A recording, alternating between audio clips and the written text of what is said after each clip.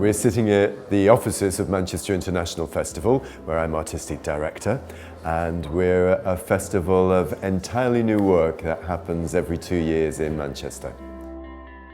I think the long-term goal has to be to introduce disabled artists and commissioned work by them maybe in collaboration with other artists that aren't from that sector. I think that's going to be a journey that we go on over a period of time, but I think it will be a very healthy and exciting journey for us as an organisation.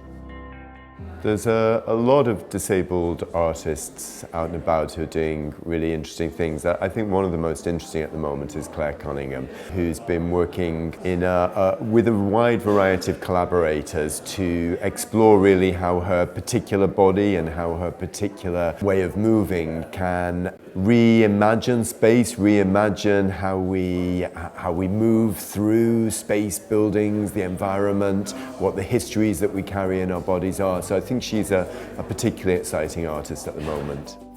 You know, one of the big questions always around disability is the way in which the world disables people as opposed to the issues of people's own particular bodies. So it's the world that we create that means that certain adaptations need to be made by people who can't move through it in the most common way. And I think Claire's work addresses those questions, and her use of her crutches within the work is part of asking those questions, not just of her own body, but of the environment that we've all made.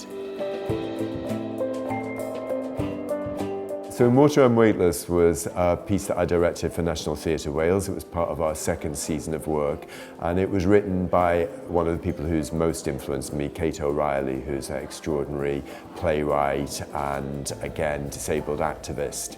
And Kate has really questions the boundaries of language and exactly how theatre's shaped. She talks a lot about dramaturgy, the shaping and imagining of the whole theatrical world, not just the script on stage. So we recruited 6 disabled actors and artists that would work with me and Kate to choose from those monologues and to imagine how they might be put on stage.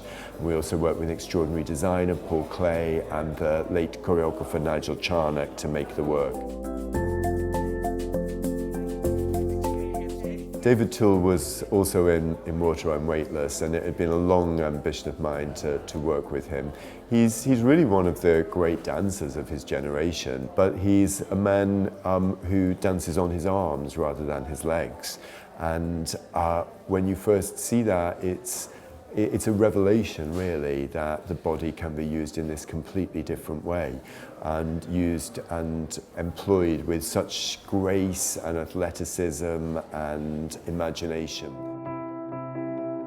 I think that because MIF makes large-scale and quite prominent work, we have an opportunity sometimes to bring people to a new audience and bring people to a new scale. You know, the world's full of extraordinary creative people, and we all only get to see a small fraction of them. And part of our jobs in theatre producing, in festivals and in media is to think really rigorously about who's getting to be in the frame.